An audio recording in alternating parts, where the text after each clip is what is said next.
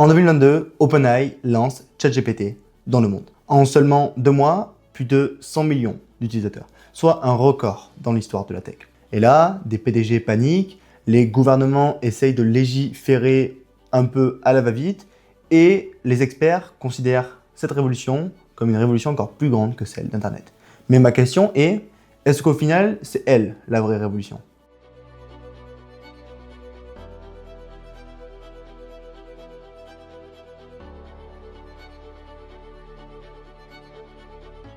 Je vais vous parler un homme qui pendant que tout le monde célébrait, pendant que tout le monde faisait la fête, a osé dire « Attendez, cet homme, c'est Yann LeCun, et c'est un Français. » Yann LeCun, ce n'est pas n'importe qui. C'est notamment le prix Turing 2018, soit le Nobel de l'informatique. C'est le chef AI Scientist de chez Meta, durant de nombreuses années, qui a quitté ce poste depuis pas très longtemps. C'est l'inventeur des réseaux de neurones convolutifs, ou encore un des 3 pères fondateurs du deep learning moderne, soit un des modèles les plus avancés quand on parle d'intelligence artificielle. Vous l'avez compris, hein, Yann LeCun, ce n'est pas un troll, ce n'est pas un sceptique de l'IA, c'est même l'un des fondateurs même de l'IA. En revanche, depuis plusieurs années, il a une conviction assez forte. Il dit que les LLM n'atteindront jamais une vraie intelligence. Ce paradigme est fondamentalement limité. Donc là, si je résume, on a d'un côté les géants OpenAI, Anthropic, Google, qui investissent des milliards et des milliards et des milliards de dollars. Tout simplement, pourquoi ? Pour entraîner des modèles sur de plus en plus et de plus en plus et de plus en plus de données, où ils disent que plus on met de données, plus le modèle sera capable. De l'autre côté, Yann LeCun dit, si on continue comme ça, on va tout simplement droit dans le mur. Alors, on va se poser la question, mais qui a raison ? Et surtout, qu'est-ce que ça change concrètement pour vous ? Pour comprendre le vrai problème, il faut d'abord comprendre ce qu'est réellement un LLM. Et pour cette partie, je vais vous demander d'oublier absolument tout ce que la publicité vous a dit. Un large language model comme Gemini, ChatGPT, Mistral fait une chose. Oui, une seule chose. Il prédit le prochain mois. Oui, c'est tout, littéralement. Si par exemple vous tapez la capitale de la France et 3 petits points, le modèle va tout simplement essayer d'aller chercher le mot qui a le plus de probabilité de finir après votre phrase. Et là, typiquement, il a des millions et des millions de combinaisons qui lui disent que c'est avec Paris. Et donc là, qu'est-ce qu'il va faire ? Tout simplement, il va vous écrire Paris. Imaginons que vous tapez « Explique-moi la relativité ». Mais qu'est-ce que le LLM va faire ? Il va tout simplement aller calculer quelle séquence de mots a le plus de chances d'apparaître après cette phrase dans l'ensemble de ces données d'entraînement. Typiquement, il ne sait pas fondamentalement que Paris est la capitale de la France, sauf qu'il a vu cette combinaison des millions et des millions de fois dans ces données. Donc, il pense que légitimement, la capitale de la France, c'est Paris. Et encore une fois, il ne pense pas, tout simplement, il prédit. Alors, comment ça marche concrètement ? Il prend des quantités astronomiques de textes, donc que ce soit des livres, Wikipédia, Reddit, le web entier. On le découpe ensuite en fragments, ce qu'on appelle des tokens, et on entraîne un réseau de neurones à deviner encore et encore quel token vient après l'autre. Pour vous donner un ordre d'idée, GPT-4 a été entraîné sur plus de 13 000 milliards de tokens. Oui, 13 000 milliards. Et là, la loi de scaling est assez concrète. Plus vous entraînez le modèle, plus vous grossissez le modèle, plus il devient capable. Ce qui signifie au final plus de paramètres, plus de données, plus de puissance de calcul et donc de meilleures performances. C'est notamment ce qu'on appelle les scaling laws et pendant plus de 3 ans, ça a très bien fonctionné, même de manière assez spectaculaire. Mais c'est là où ça commence à se fissurer. Je vais vous donner un exemple assez simple pour vous le démontrer. Vous dites à un LLM, je mets une balle dans une boîte. Je retourne la boîte et je la soulève. Où est la balle ? Un enfant de 4 ans serait capable de vous dire que la balle, elle est par terre. Mais un LLM, il se trompe. Ou du moins, il se trompait. Et il hésitait. Pourquoi ? Car tout simplement, il n'a jamais vécu la gravité. Il a lu beaucoup et beaucoup de textes sur la gravité, mais il ne l'a pas vécu. Et ça, c'est la différence fondamentale. Pourquoi ? Car ça nous amène aux limites structurelles. C'est pas juste des bugs à corriger, non, c'est des vrais problèmes au niveau de l'architecture même de ces modèles. Et dans ces problèmes, il y a notamment 4 points fondamentaux qui ressortent. Premièrement, les hallucinations, où de nombreux modèles sont capables de vous inventer des références scientifiques avec un auteur qui serait plausible, un titre aussi qui serait plausible, mais c'est absolument inventé. Pourquoi? Car tout simplement, il ne sait pas ce qu'est la vérité, il essaye juste d'optimiser pour la vraisemblance. Deuxièmement, il y a aussi le manque de causalité, car comprendre que A cause B, ce n'est pas la même chose que comprendre qu'il y a une combinaison entre A et B.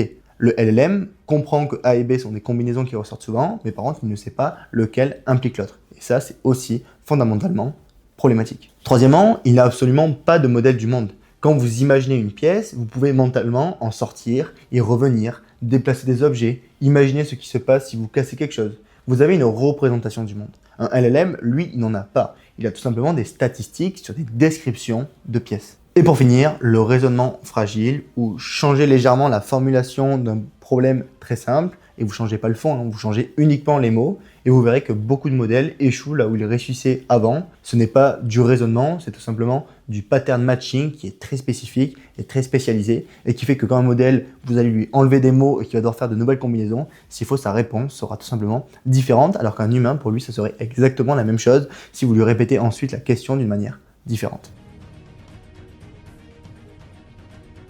Vous l'avez compris, ces problèmes sont structurels, mais depuis plusieurs années, la réponse des plus gros est simple. On va investir de plus en plus pour avoir des modèles de plus en plus gros. On passe de GPT-3 à GPT-4 à GPT-5, à Gemini Ultra, à Claude 3, des modèles qui sont de plus en plus capables, mais aussi de plus en plus coûteux.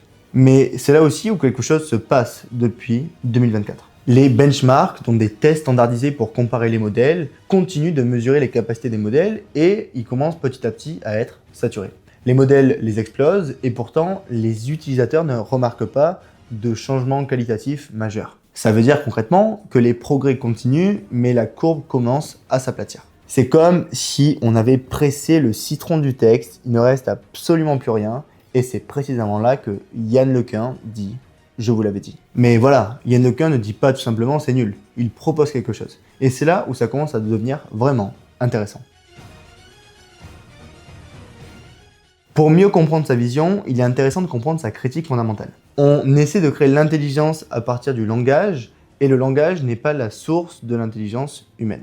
Et ça, je trouve ça brillant. Pensez-y. Un enfant n'apprend pas le monde en lisant des livres. Il va les toucher, il va tomber, il va observer, il va expérimenter, et pendant des années, avant même de parler correctement, il construit une représentation mentale profonde de la réalité physique, sociale et causale. Il y a plein d'études qui sont faites sur ce sujet, mais on apprend 99% des choses de façon non supervisée.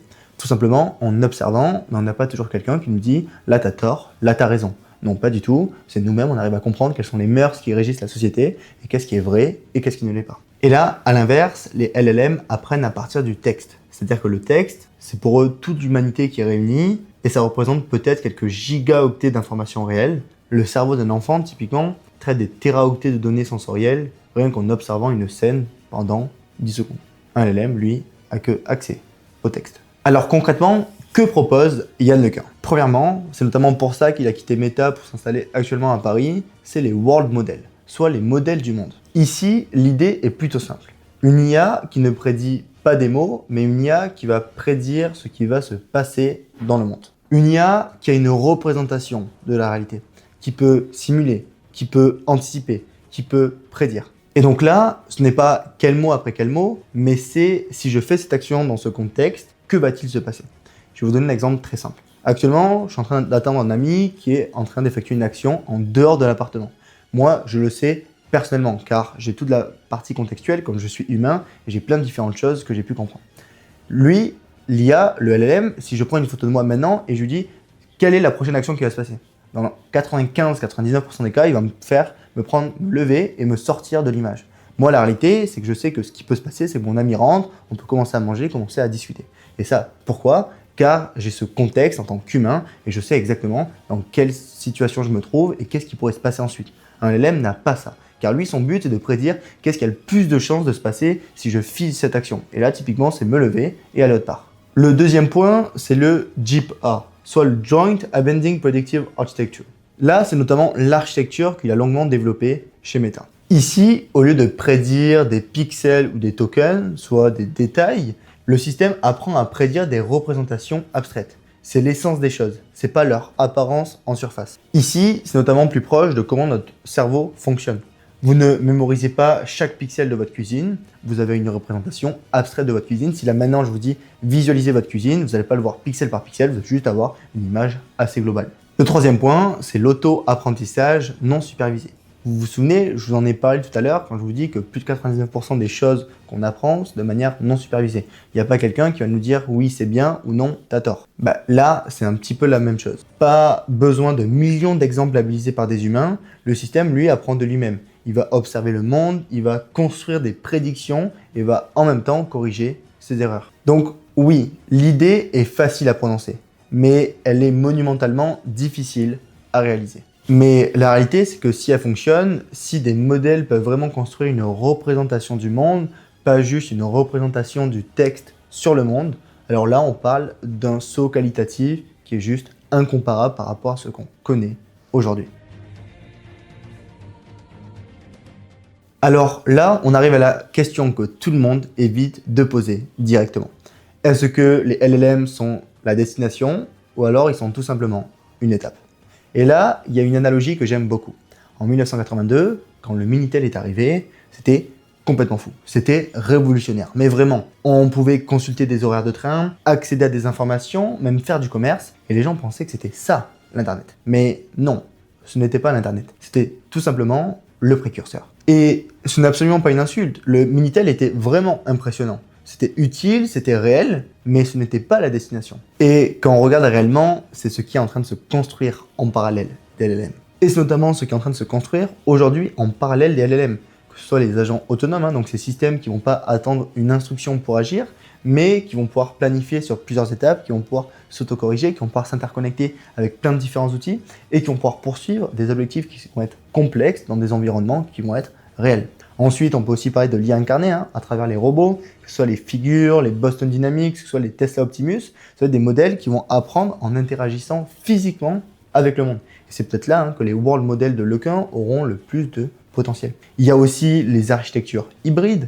Donc là, on pense notamment quand on arrive à combiner le raisonnement qui va être symbolique, donc les règles de la logique pure, avec de l'autre côté le deep learning, où on va pouvoir faire apprendre les machines en temps réel. C'est peut-être ici aussi le meilleur des deux mondes, où on a à la fois la flexibilité du réseau neurone qui nous permet d'apprendre en temps réel, mais aussi la rigueur de la logique formelle qui nous permet d'éviter des erreurs structurelles. Et pour finir, il y a aussi la mémoire persistante, où on peut avoir ces modèles qui vont apprendre vraiment de leur interaction et pas juste comprendre des patterns. Donc c'est pas uniquement un contexte de conversation qui va leur suffire, mais ça va être une mémoire qui va se construire, qui va s'affiner, qui va notamment pouvoir évoluer avec le temps. Vous voyez, la liste est assez longue, mais c'est vers ça qu'on se dirige. Les LLM sont en réalité qu'une petite pièce de l'échiquier et la destination est bien plus loin. Juste, je veux finir sur quelque chose d'important. Yann Lequin n'a pas dit que l'IA ne servait à rien. Il a tout simplement dit qu'on a trouvé un outil très puissant, mais qu'on a sûrement confondu cet outil avec la destination. Claude, Gemini, ChatGPT sont utiles, ils sont même extrêmement utiles. On a des centaines de use cases qu'on a trouvés en entreprise qui ont permis d'économiser des centaines de milliers d'euros, même de créer des choses qui sont absolument extraordinaires. Mais la réalité, c'est que ces outils sont utiles, ils vont continuer à l'être, ils vont continuer à s'améliorer. Mais il a raison. Les arguments structurels qu'il énonce sont difficiles à réfuter et sûrement la révolution de l'IA n'a pas encore vraiment eu lieu. La vraie révolution ne sera pas celle qui parle mieux, ce sera celle qui arrivera à comprendre le monde dans lequel elle se trouve. Et c'est pour ça que Yann Lequin est retourné à Paris. Si cette vidéo vous a plu, pas juste sur l'IA, mais plutôt sur la différence entre imiter et comprendre, n'hésitez pas à la partager à quelqu'un que vous pensez que ça pourrait intéresser. Et aussi à la liker, à s'abonner, ça m'aide énormément. Et on se dit à une prochaine vidéo sur la tech.